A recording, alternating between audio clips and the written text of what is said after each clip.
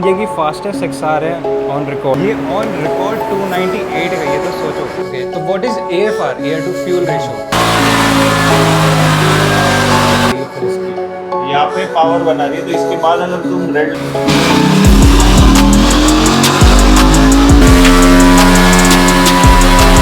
लोग super charger लगा रहे हैं, तो ये एक हेलकट SRT जैसे आवाज करेगी। और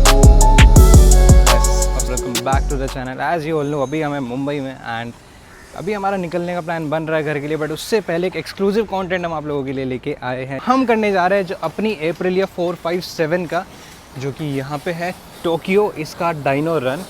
एंड स्टॉक बाइक का करने वाले हैं, मतलब ऐसा कोई सीन नहीं है कि कोई ट्यून कर रहे हैं अभी, क्योंकि ट्यून करने के लिए बेसिक हमें चाहिए फुल सिस्टम एग्जॉस्ट एंड जो हमारा एक एयर फिल्टर ईजिली मिल रहा है, बट फुल सिस्टम एग्जॉस्ट जो इसका है वो 1.5 लाख मिनिमम पड़ेगा।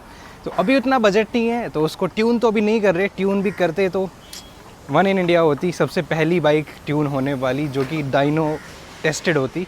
तो अभी पूरा आपको टूर देता हूँ। अभी हमें रेस डिवीज़न, जहाँ पे बेसिकली सारी बाइक्स ट्यून होती हैं, एंड यहाँ पे ऑफिशियल डाइनो है। सब चीज़ें बाकी जो है मंथन भाई आपको बताएंगे।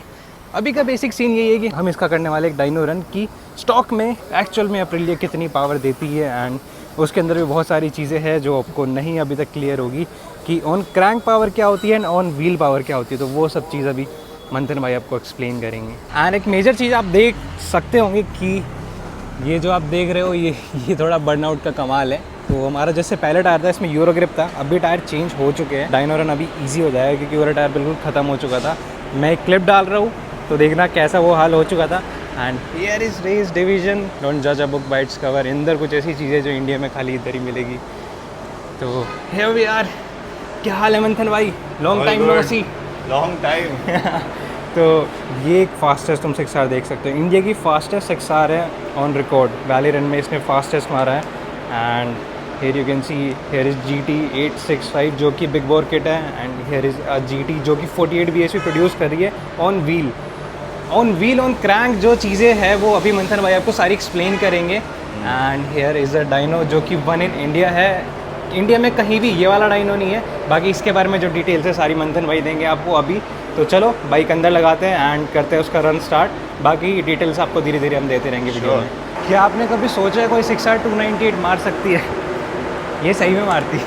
ये ऑन रिकॉर्ड 298 का, ये तो सोचो किस लेवल का ट्यून होता होगा। एंड देखो ट्यूनिंग के बारे में मेरे को ज़्यादा नहीं पता है, मंथन भाई अभी आपको सारा एक्सप्लेन करेंगे क्या होता है air to fuel ratio and on wheel on crank horse power.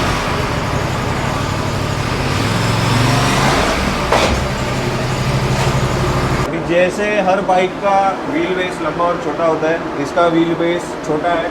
इससे पहले जो बाइक दूसरी चढ़ी थी डाइनो सुपर मीटियोर, तो देख सकते हो उसका ड्रम कितना पीछे था। अभी मैं बाइक को सामने से पीछे लेता हूँ ताकि ये बराबर से टायर ड्रम पे आए। ये पूरा सेटअप है एंड मतलब AFR तो अभी चेक नहीं हो पाया। तो AFR क्या होता है मंथन भाई अभी बताएंगे। बाकी अभी के लिए हम अपना एक डाइनो का पूरा आपको ओवरव्यू दे देते हैं। एंड why race division, मंथन भाई? Why race division? Because this is the only official Dynojet 250i in India. Here it is. ये जो आप पावर कमांडर ब्रांड सुनते हो, दैट इज ऑफ डाइनोजेट, राइट? ये उसी ब्रांड का US से इम्पोर्टेड इंडिया का पहला डाइनो है। तो जैसे मैंने बताया कि ये डाइनो एक बहुत ही एक्यूरेट डाइनो है। पूरे वर्ल्ड स्टैंडर्ड्स के हिसाब से ये SAE सर्टिफाइड है। कोई भी और ब्रांड का डाइनो इंडिया में है नहीं जो SAE सर्टिफाइड है, सब लोकली बिल्ड डाइनोज है। This is the proper dyno imported from US, और इसमें बहुत सारे एड ऑन के फीचर्स आते हैं। वैसे तो डाइनो 20-25 लाख पे आ जाता है, बट जैसे एयर ब्रेक्स हो गए, मैं 300 से स्पीड से 0 पे उसको 5 सेकंड में ला सकता हूँ विद एयर ब्रेक्स। तो जो ड्रम है, it is not just a drum, मतलब पैडॉक पे गाड़ी चल रही है। बहुत सारे लोग कमेंट भी करते हैं इंस्टाग्राम रील पे रेस डिवीजन की कि ये जो ड्रम है ये तो ड्रम पे चल रहा है, बट उसका सबसे मेजर फैक्टर है, किसी को पता नहीं, ये जो L शेप में डाइनो है, ठीक है, तो यहाँ पे एक बहुत बड़ा, इतना बड़ा एडी करंट का मॉड्यूल है। जिसको इंजीनियर है उसको इजीली पता होगा एडी करंट क्या है। तो एडी करंट इसको ड्रम को करंट देके लोड प्रोड्यूस करता है, जो रियल लोड स्टिमुलेट करता है अपने बाहर के रास्ते के हिसाब से। तो it is close to very accurate. तो ये एक चीज हो गया। और दूसरा चीज ये कि ये जो रूम है, ठीक है, तो ये रूम है वैक्यूम रूम बोलते हैं इसको। ये वर्ल्ड क्लास स्टैंडर्ड के हिसाब से बनाया गया है। सो यहाँ पे एक ओपनिंग है राइट साइड में पीछे, जो अभी बंद कर रखी है। वो ओपनिंग तभी खुलती है जब रन लेते हैं और डोर बंद होता है। और ये एग्जॉस्ट है पूरा, तो ये पूरा एग्जॉस्ट में लगता है जहाँ से फ्यूम्स पूरे खींची जाती है, और सामने से जितना एयर चाहिए बाइक उतना एयर खींच पाती है, इसके लिए ये ओपनिंग दिया गया है। फिर दूसरा चीज़ ये कि इंडिया में एक लौता ऐसा डायनो जिसको ड्यूअल एएफआर मॉड्यूल है। फॉर एग्जांपल हायाबुसा आ जाती है, कॉन्टिनेंटल जीटी आती है, उसको अगर 2 एग्जॉस्ट है आउटलेट, तो एक साथ दोनों का एएफआर कोई बाइक ले नहीं पाएगा या डायनो नहीं ले पाएगा। एएफआर का full form is air to fuel ratio. तो air to fuel ratio world class standard के हिसाब से होना चाहिए 13.2। तो that is the most accurate. उससे लीन होगा तो पावर लॉस होगा, उससे रिच होगा तो भी पावर लॉस होगा, और गाड़ी डैमेज होगी, दोनों में होता है। तो अभी कितना बीएचपी बताया इसका है अपने को? 46.9 bhp at 9400 rpm क्लेम का शोरूम, राइट? क्लेम करता है। तो ये क्लेम होता है एट क्रैंक। कभी भी पढ़ना, पूरे पैरा में सामने लिखा होगा एट क्रैंक। तो एट क्रैंक क्या होता है? क्रैंक होता है इंजन के अंदर, वहां पे उतना बीएचपी बनाता है, बट क्रैंक से ट्रैवल करता है गियर बॉक्स, गियर बॉक्स से चेन, चेन से स्प्रॉकेट, स्प्रॉकेट से व्हील, व्हील से टायर। तो इतना जो ट्रैवलिंग डिस्टेंस है उसमें 15% का ऑन एन एवरेज लॉस होता है, डिपेंडिंग ऑन ब्रांड्स। कंपनी जो होती है एप्रिलिया, बीएम है, तो उस पर लॉस होता है। तो इसके लिए हम जो डायनो पे करते हैं that is on wheels. Exactly हम लोग कितना बीएचपी चला रहे हैं आउटपुट पे, ऑन व्हील्स होता है वो, दैट इज कॉल्ड डब्ल्यूएचपी या हॉर्स पावर एट व्हील्स बोलते हैं उसको। तो 47 अप्रोक्स है इसमें बीएचपी, तो minus 15% yes, on average 15% approx minus कर लो उसमें से, तो 40 आई थिंक 40 के अराउंड आएगा, 38 टू 42 के रेंज के अंदर आएगा। तो वो तो अभी चेक हो जाएगा कितना बीएचपी ये देगी। तो और हम लोग इसका एएफआर ले नहीं पा रहे बिकॉज इसका जो डायरेक्ट कैट है और इसका अंडरबेली एग्जॉस्ट है, राइट? तो यहाँ से ये पाइप होता है जिससे वैक्यूम, इसमें प्रेशर पंप भी लगता है, इससे वैक्यूम से एयर खींचा जाता है और वो अंदर तक जाना चाहिए हेडर तक अपने। तो उसके लिए बट अभी डाल नहीं सकते बिकॉज इसमें ऑलरेडी अंडरबेली एग्जॉस्ट और कैट इधर ही है। ओके, तो what is AFR, air to fuel ratio? Air to fuel ratio ये होता है कि तुम्हारा फॉर एग्जांपल अभी जो पूरा बाइक है ट्यून्ड है, स्टॉकली ट्यून, मतलब जो कंपनी देती है ट्यूनिंग वाली फाइल, ठीक है, वो फाइल जो स्टॉक फाइल है वो डिजाइन होता है स्टॉक एग्जॉस्ट के हिसाब से। आप डालोगे इसमें एग्जॉस्ट, फिर डालोगे एयर फिल्टर, तो बढ़ा गया हवा का, एयर इनटेक बढ़ गया, एयर आउटलेट बढ़ गया, बट गाड़ी उसको वही कमांड कर रही है जो ईसीयू में सेट है कि इतना ही फ्यूल छोड़ना है। तो उसकी वजह से क्या होता है, बाइक लीन चलती है। रिच चलना और लीन चलना क्या होता है? लीन यानी कम फ्यूल जा रहा है बाइक में जितना जाना चाहिए उससे, और रिच चलना होता है ज्यादा फ्यूल जाना। तो आपके बाइक में अगर बार बार स्पार्क प्लग जल रहा है, इसका मतलब काफी रिच चल रही है बाइक, और लीन चल रही है तो गाड़ी उतना पावर डिलीवरी स्ट्रॉन्ग नहीं होता, बहुत स्लो और लीन चलती है, ऐसे स्ट्रगल करती है बाइक रेड लाइन्स में। तो चलो अब इसका डायनो रन शुरू करते हैं एंड देखते हैं कितनी पावर हमारी बाइक दे रही है। तो ये रहा सामने जो भी सारी चीज़ें हैं, जो डायनोजेट का एक अलग से सॉफ्टवेयर है, वो भी सारी चीज़ें सॉर्टेड है इधर। तो अभी शुरू करते हैं रन, चलो।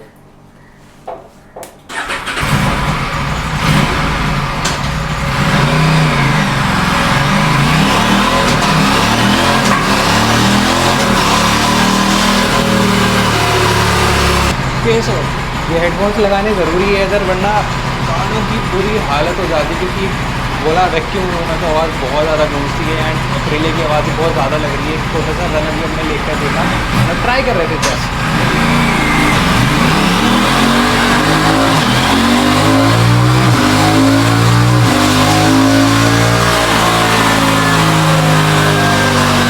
लेट्स स्टार्ट पहला रन एंड देखते हैं कितना बीएचपी आता है।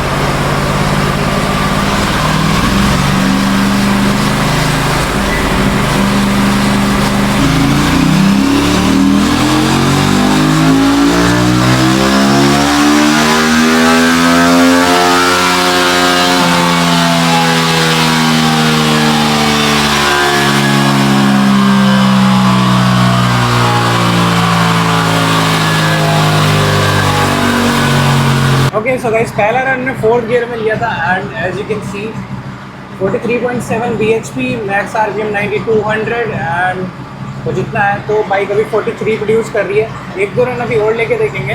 टॉर्क कितना है? टॉर्क है 28 Nm। 28 Nm का टॉर्क है, बल्कि बाइक क्या करती है 42 Nm का है ऑन पेपर। क्या ऑन पेपर 42 Nm है। 42? हाँ, ऑन पेपर 42 Nm टॉर्क है एंड इधर कितना है? 29 है। 29 आया है।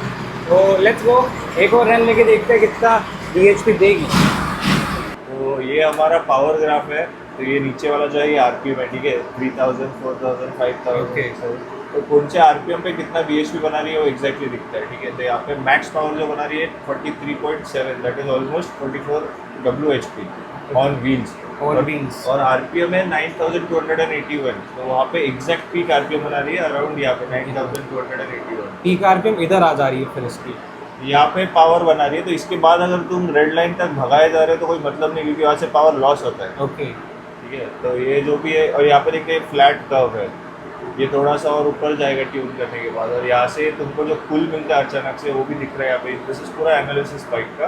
तो बिना बाइक चलाए बता सकते हो कि ये 6000 से गाड़ी भग जाती है एकदम, मतलब फुल यहाँ से शूट हो जाती है। 6000 के बाद देती है अभी। हाँ, तो ये यहाँ से दिख रहा है, यहाँ पे देखो, यहाँ से एकदम स्ट्रेट ग्राफ है और यहाँ से चढ़ रहा है ऊपर और फिर वापस फ्लैट हो रहा है। मैं दिखाता हूँ, ये तो हो गया BHP वाला, ठीक है, ग्राफ। इसमें आपको और एक दिखाता हूँ टॉर्क वाला, ये देखो यहाँ से दिखा, ये रहा टॉर्क इसका। तो यहाँ से पीक टॉर्क जो बनता है इसका दैट इज 28.94, सो ऑलमोस्ट 29 हो गया। और RPM में टॉर्क 7400 पे तुमको सबसे पीक पावर फील होगा बाइक का एक्सेलरेशन, देखिए नहीं होता है, इतना इसलिए ध्यान होता है नहीं क्योंकि वो टाइम पे सबसे पीक NM वाला टॉर्क खींच रही होती है गाड़ी भगाते हुए।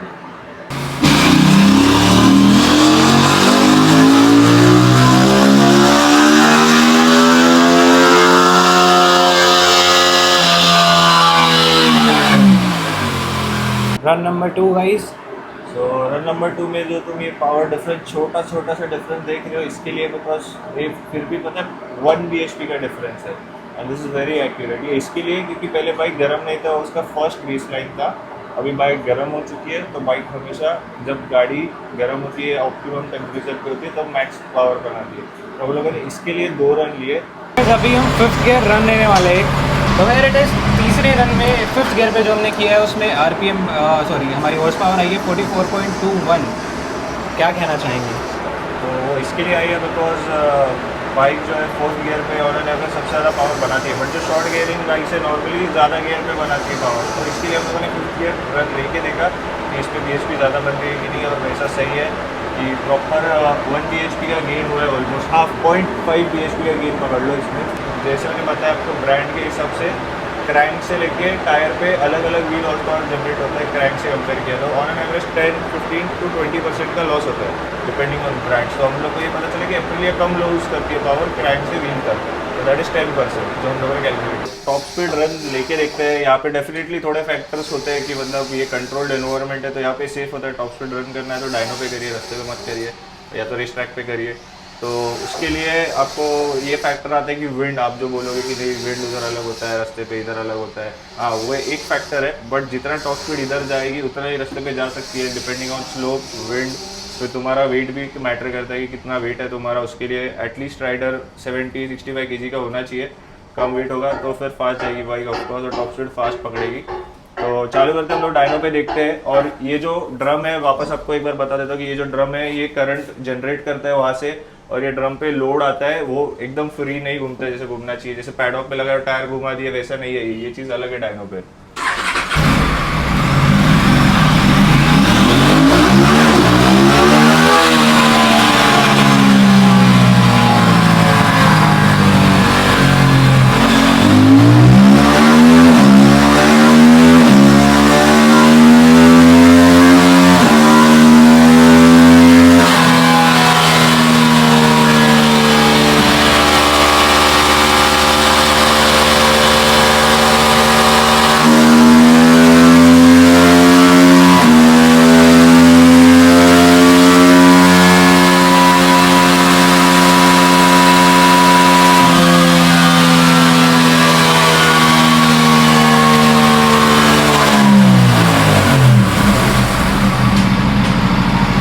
It's 207 guys. अप्रोक्स वैल्यू से मैं बता सकता हूँ कि एटलीस्ट 220 के अराउंड जाएगी आफ्टर ट्यूनिंग। तो गाइस एक सच थोड़ा अभी हमारे सामने आया कि एवरेलिया क्लेम करती है on paper 42 newton meter of torque at 6700 RPMs, but यहाँ पे जो टॉर्क है वो दिखा रहा है 28 Nm की एट 29.5 Nm टॉर्क है, 29.5 है एट इंजन RPM ऑफ 7300, तो अराउंड 7400-300 पीक टॉर्क बनाती है बाइक। ये तो धोखा हो गया गाइस हमारे साथ। तो गाइस कोई धोखा नहीं हुआ है, ये वीडियो बहुत टाइम बाद शूट कर रहा हूँ मैं उसके, बट जो बाइक में सीन्स है वो ऐसे है कि उसकी टॉक इसलिए कम है क्योंकि बाइक में कुछ इशू है, एंड बहुत मेजर इशू है। जो नेक्स्ट वीडियो होगी आप उसी के ऊपर देखने वाले हो, एंड हम उस पर जाने वाले हैं एप्रिलिया। फिर से पता नहीं कितना टाइम एप्रिलिया में रहने वाली है, तो देखते हैं वहीं जाके सब चीज़ें वेरीफाई करेंगे कि क्या इशू ऐसा है कि बाइक की टॉक इतनी ज़्यादा कम हो रही है।